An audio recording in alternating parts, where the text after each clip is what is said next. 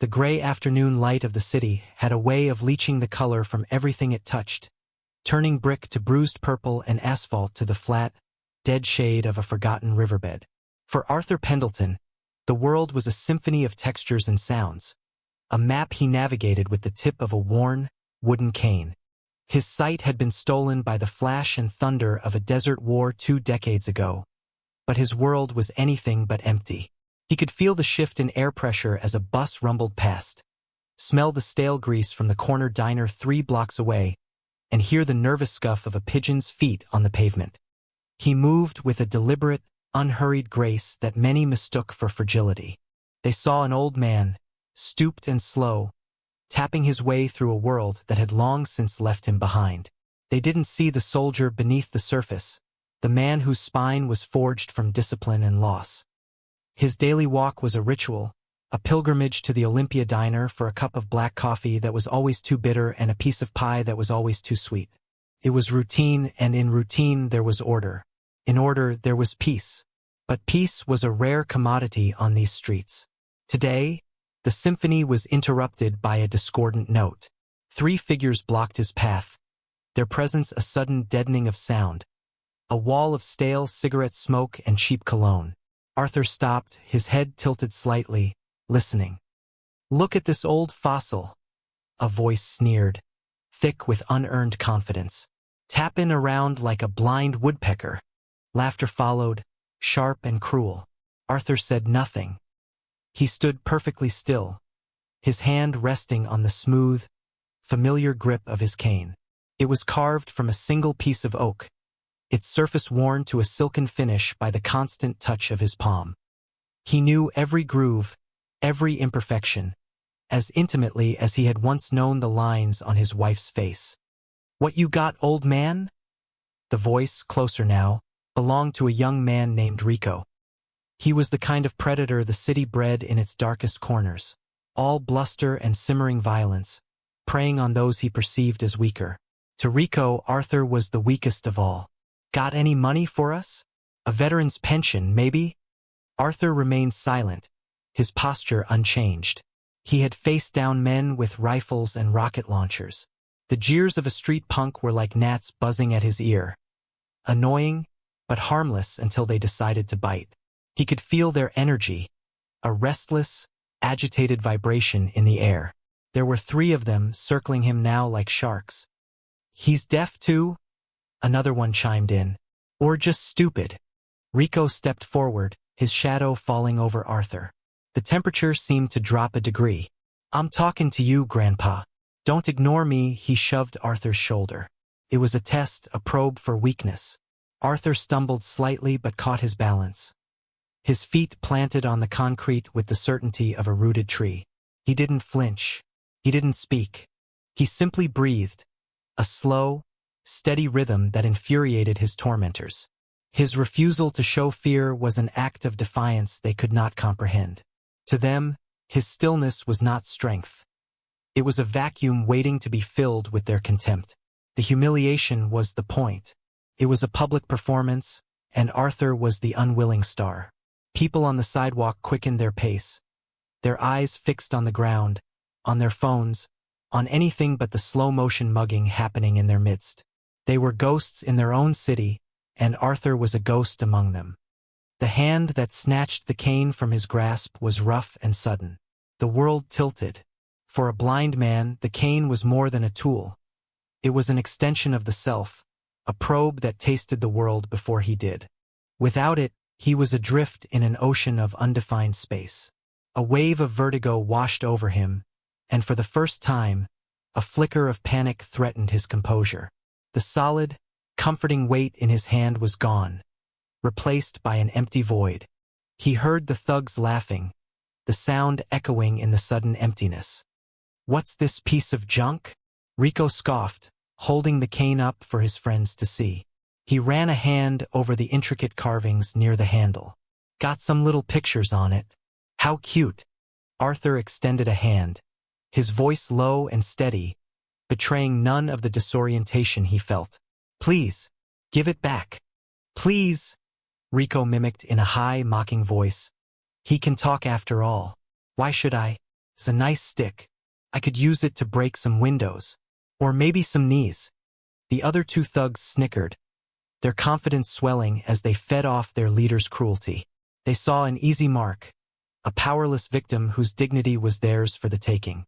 The cane wasn't the prize. Arthur's subjugation was. They wanted to see him beg, to see him break.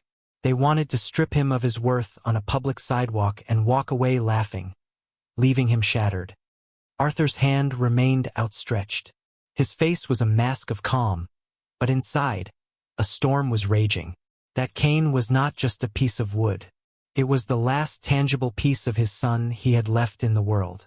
He could feel the phantom weight of it, the way the eagle's head carved into the pommel fit perfectly into his palm. It was a connection, a lifeline to a memory that was more real to him than the gritty pavement beneath his feet. "It has no value," Arthur said, his voice quiet but resonant. "Not to you." "Oh, I don't know," Rico said, tapping the cane against his own palm with a menacing rhythm. "I think seeing you crawl around on the ground looking for it would have a lot of value. Let's see it, old man. Get on your knees." The demand hung in the air, thick and vile. For a moment the world held its breath. The distant traffic, the chatter from open doorways, the very pulse of the city seemed to fade. There was only the quiet, blind veteran and the predator holding his entire world in his hands. Arthur did not move. He simply lowered his hand, his shoulders squared. He would not give them the satisfaction. He would not be broken. He would stand even if it meant he would fall. The denial of his worth was absolute, a casual act of sadism that defined the chasm between their world and his. They saw junk, he felt a soul. The wood of the cane was American oak, harvested from a tree that had stood on his family's small plot of land in Virginia for over 100 years. His son, Michael, had carved it for him in the weeks before his final deployment. Michael had his mother's hands, skilled and patient. He'd spent hours in the garage, the scent of sawdust and varnish filling the air, carefully shaping the staff. He had carved the insignia of their old unit, the 101st Airborne Division. Just below the grip, a screaming eagle in meticulous detail. Further down, he'd etched a single, winding vine of ivy, a private symbol between them representing resilience and eternal life. Arthur remembered the day Michael had given it to him. His sight was already failing then, the world blurring into a frustrating watercolor painting. Michael had placed the cane in his hand. "So you can always find your way, Dad," he'd said, his voice full of the earnest love that only a son can have for his father. "It's strong. It won't let you down." They had served together briefly, Arthur as a seasoned master sergeant, Michael as a fresh-faced private. They were in the same convoy when the IED detonated. The blast had been a physical thing, a concussive wave that felt like the hand of God slamming them into the earth. Arthur remembered the searing heat, the smell of burning diesel and cordite, the sudden, absolute darkness that had swallowed his vision forever. The last thing he ever saw was Michael's face, turned towards him, mouth open in a shout that was lost in the deafening roar. They told him later that Michael had died instantly, shielding 2 other men with his body. They'd given Arthur a medal for his own injuries, for his service, but it felt like ashes in his mouth. He had lost his son and he had lost the light. The cane was his anchor to that memory, to that boy. When he held it, he wasn't just holding a piece of wood. He was holding Michael's last gift, the final product of those patient, loving hands. He was holding the promise his son had made. It won't let you down. Every tap on the pavement was a conversation. Every day, as he walked the city streets, he was walking with his boy. Losing the cane wasn't about losing his mobility. It was about losing Michael all over again. It was a second amputation, a severing of a spiritual cord that connected him to his past, to his love, to his very identity. This was the silent, screaming truth behind his quiet defiance on that sidewalk. He was not just a blind man being robbed. He was a father protecting the last remnant of his son's soul from desecration. The strength that Rico and his thugs mistook for stubborn pride was, in fact, the profound, unyielding power of a father's grief and love. It was a force they could not possibly comprehend, a language of sacrifice they would never speak. The scene unfolded under the indifferent gaze of a dozen witnesses. A woman pushing a stroller swerved to the far side of the sidewalk, her face a mask of anxious avoidance. A man in a business suit, phone pressed to his ear, glanced over, his expression hardening into a careful neutrality before he turned and entered a coffee shop. Inside the Olympia diner, a young waitress named Sarah watched through the large plate glass window, a pot of coffee growing heavy in her hand. Her heart hammered against her ribs. She saw it all. The taunts, the shove, the theft of the old man's cane. She knew Arthur. He came in every day at 3 o'clock, sat in the same booth, and ordered the same thing. He was quiet, polite, and always left $1 tip, carefully folded, beside his plate. A knot of fear and shame tightened in her stomach. She should do something, scream, call the police. But the fear was a physical thing, a cold hand gripping her throat. Rico and his crew were a cancer in the neighborhood. Everyone knew them. Everyone feared them. They dealt drugs from the abandoned warehouse on the east side, and their retribution for slights, real or imagined, was swift and brutal. The police were a distant, abstract concept. Rico's fists were an immediate reality. So she stood, frozen, a silent accomplice to the cruelty. The pressure on Arthur was immense. He could feel the eyes on him, the collective weight of the city's apathy. He was an island, surrounded by a sea of silent, fearful people. The air grew thick with unspoken words, with the shame of inaction. In that moment, he was more alone than he had been in the blinding chaos of the desert. There, he had his brothers in arms.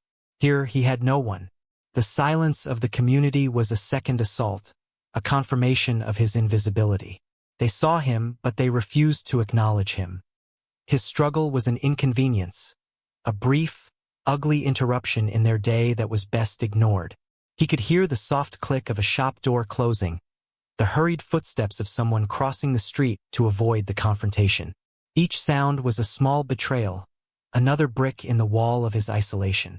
He was a relic, a ghost from a war no one wanted to remember, and his plea for simple dignity was being swallowed by the city's vast, uncaring silence.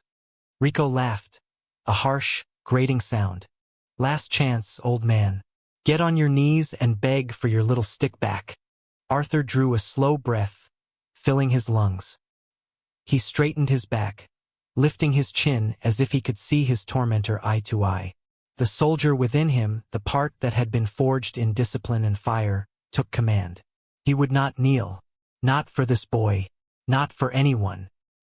He had knelt only once in his life, at the side of his son's flag-draped coffin, and he would not dishonor that memory now.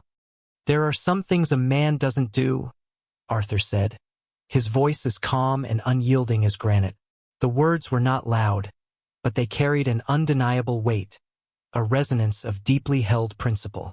You can take the cane, you can knock me down, but you will not have my dignity. It's not for sale, and it's not for the taking. The simple, profound truth of his statement hung in the air, a stark contrast to the thug's cheap bravado. For a split second, Rico's smirk faltered. He had expected fear, pleading, weakness. He was met with an immovable object, a quiet strength that his philosophy of brute force could not penetrate. It frustrated him. It enraged him. He wanted to shatter that composure, to prove that everyone had a breaking point. Stupid old man, Rico snarled, his frustration boiling over into violence. He shoved Arthur hard in the chest. Without his cane to brace him, Arthur's balance was gone. He stumbled backward, his arms windmilling uselessly before he fell. His hip and shoulder striking the hard concrete with a sickening thud. A collective gasp, quickly suppressed, came from the few who were still watching. Lying on the ground, disoriented and aching, Arthur did not cry out. He simply lay there for a moment, listening to the triumphant laughter of the thugs as they walked away, the tap-tap-tap of his son's cane against the pavement fading into the distance. From her vantage point in the diner, Sarah felt something inside her snap. The fear was still there, a cold, trembling thing, but it was now eclipsed by a white-hot surge of shame and fury. She watched Rico and his friends disappear around the corner, swaggering as if they'd won a great victory. She threw the coffee pot onto its burner, untied her apron, and rushed outside. The street was already returning to normal, the brief ripple of ugliness smoothed over. But Arthur was still on the ground, slowly, painfully pushing himself into a sitting position. Sarah knelt beside him. "Sir, are you okay? Let me help you." Her voice was gentle, a stark contrast to the cruelty he had just endured. He allowed her to help him to his feet. He was unsteady, his body aching, but his face was a mask of stoic resolve. "Thank you, young lady," he said, his voice a low rasp. "They're monsters," she whispered, brushing dirt from his coat. "I'm so sorry. I don't know." "It's not your fight," Arthur said, though the words tasted like a lie. It was everyone's fight. He stood there for a moment, lost. He tried to take a step, his hand reaching for the cane that wasn't there. The gesture was heartbreaking in its instinctive futility. Sarah saw it, and the last of her hesitation vanished. She helped him into the diner, sat him in his usual booth, and brought him a cup of coffee on the house. As he sat there, cupping the warm mug in his hands, a picture of profound and lonely dignity, Sarah walked back to the staff room. She pulled out her phone. Her hands were shaking, but her purpose was clear. She didn't call the police. The police were a part of the system that had allowed Rico to fester in their neighborhood for years. She called her uncle. Her uncle wasn't a cop. He was a mechanic who owned a garage out on the highway, a man with a graying ponytail, tattoos covering his arms, and a well-worn leather vest that had a screaming eagle on the back, not unlike the one Arthur's son had carved. Her uncle's name was Scrap, and he was the sergeant-at-arms for the local Hells Angels charter. The story tumbled out of her, a frantic, whispered account of what she had witnessed. She didn't focus on the violence. She focused on Arthur's courage. She described the way he stood, the words he spoke, the quiet, unbreakable dignity of the blind veteran who refused to kneel. She told him about the cane, how the old man had looked when it was taken, as if a part of him had been ripped away. There was a long silence on the other end of the line. When Scrap finally spoke, his voice was dangerously calm. "A blind vet, you said? They took his cane." "Yes," Sarah whispered. "And he didn't break." "No, he didn't." Another pause, heavier this time. "We're on our way," Scrap said, and the line went dead. The shift had begun. A story whispered over a phone line was about to become a legend told in the roar of engines. A debt of honor had been incurred, and the angels, men who lived and died by a code the rest of the world had forgotten, were coming to collect. The sun began its slow descent, painting the sky in fiery streaks of orange and purple. The workday was ending. People were returning home, the rhythm of the city shifting from the hustle of commerce to the quiet of evening. And then, a new sound began.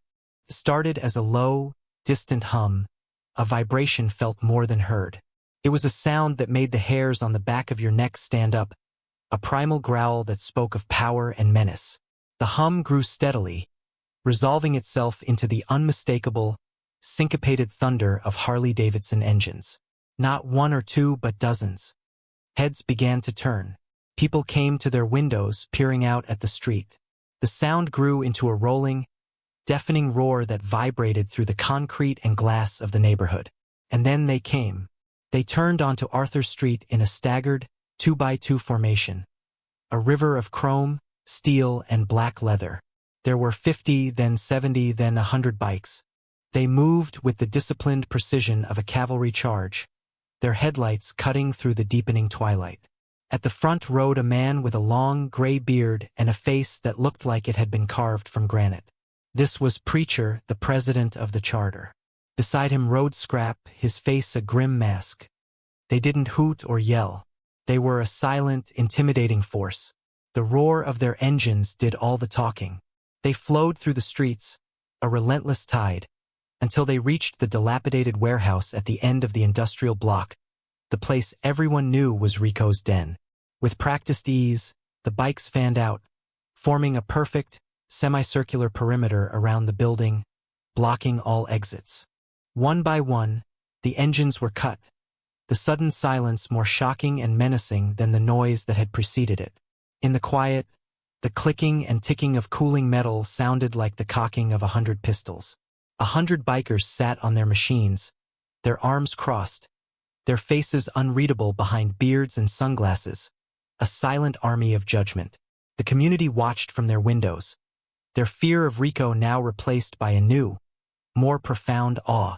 This was not the police. This was something older, something more elemental. This was a reckoning. Preacher swung a leg over his bike, his boots hitting the pavement with a solid thud. Scrap dismounted beside him. They walked toward the diner, where Sarah was waiting on the sidewalk, her arms wrapped around herself. Preacher's presence was immense. He was not a large man, but he carried an aura of absolute authority. He stopped in front of Sarah, his eyes, surprisingly gentle, meeting hers. "You're the one who called?" he asked, his voice a low rumble. Sarah nodded, unable to speak. "Tell me again what happened," Preacher said. "Everything." So she did. She told the story again, this time with more detail, her voice gaining strength as she spoke. She described the carvings on the cane, the way Arthur had described it to her once, talking about his son. As she mentioned the screaming eagle of the 101st Airborne, a biker standing nearby, a grizzled man with the word "Gunny" stitched on his vest, stiffened. He stepped forward. "Screaming eagles?" Gunny asked, his voice sharp. "Did he say the old man's name?" "Arthur Pendleton," Sarah said. Gunny's eyes widened. He turned to Preacher. "Preach, I know that name. Master Sergeant Arthur Pendleton. He was a legend in the 101st. The man's a hero. Lost his sight and his son on the same day in Fallujah. That son, Michael, he was awarded the Silver Star posthumously. The story was that Michael carved his old man a cane before he shipped out. A heavy silence fell over the assembled bikers. The story transformed the situation completely. This was no longer about a random act of kindness for a stranger. Arthur Pendleton was not just any veteran. He was one of their own, a brother forged in the same fires of combat and sacrifice that many of them had endured. The stolen cane was not just a piece of wood. It was a sacred relic, a symbol of a fallen soldier's love and a gold star father's grief. An unspoken current of fury, cold and pure, passed through the brotherhood. Their mission was now personal. It was sacred. Preacher nodded slowly, his jaw tight. "Thank you, Sarah. You did the right thing." He turned to Gunny. "Get the old soldier. Bring him here. He needs to see this." Gunny nodded and peeled off with 2 other bikers, their engines roaring to life with a renewed sense of purpose. Preacher turned and walked toward the warehouse, the rest of the bikers parting before him like the Red Sea. He didn't carry a weapon. He didn't need one. His authority was absolute, backed by 100 loyal brothers. He stopped 20 feet from the large, rusted metal door and stood there, waiting. He didn't have to wait long. The door creaked open, and Rico stepped out, flanked by his 2 cronies. He tried to project an image of arrogant defiance, but the sight of 100 silent, unmoving bikers had clearly rattled him. A nervous tick jumped at the corner of his eye. "What is this?" Rico demanded, his voice a little too loud. "You guys lost? This is our block." Preacher didn't raise his voice. He didn't have to. The quiet menace of his words carried across the asphalt. "Nothing on this earth belongs to you, boy. You took something today. Something that doesn't belong to you. You took it from a soldier." Rico scoffed, though the sound was hollow. "What, that blind old freak? We just had a little fun. It was just a stupid stick." "That stupid stick," Preacher said, taking a slow step forward, "was carved by a hero for his hero father. It represents a sacrifice you couldn't understand in a million years. You didn't just commit a crime. You committed an act of desecration. And for that, there is a price." The sheer, unshakable conviction in Preacher's voice finally broke through Rico's bravado. He glanced around at the wall of impassive, leather-clad figures. There was no escape. There was no negotiation. He had crossed a line he never knew existed, and he was now standing before the men who guarded it. At that moment, Gunny's bike rumbled back onto the scene. Arthur was riding on the back, his hands resting tentatively on Gunny's shoulders. They helped him dismount. He stood there, confused by the silence and the smell of leather and exhaust. "What's happening?" he asked. "Justice, brother," Gunny said softly, placing a hand on his shoulder. Preacher's eyes never left Rico's. "You have two choices," he said calmly. "You can return the cane right now, and you can apologize to this man. Then you and your boys will pack your bags and you will disappear from this city. We will never see you again. Or you can choose the other option. But I promise you, you won't like the other option." Fear, stark and undisguised, finally flooded Rico's face. He turned and scrambled back into the warehouse. A moment later, he emerged, holding the oak cane as if it were a venomous snake. He walked forward hesitantly and held it out. Preacher didn't take it. He gestured toward Arthur. "Not to me." Rico, now trembling, approached Arthur. He thrust the cane into Arthur's waiting hand.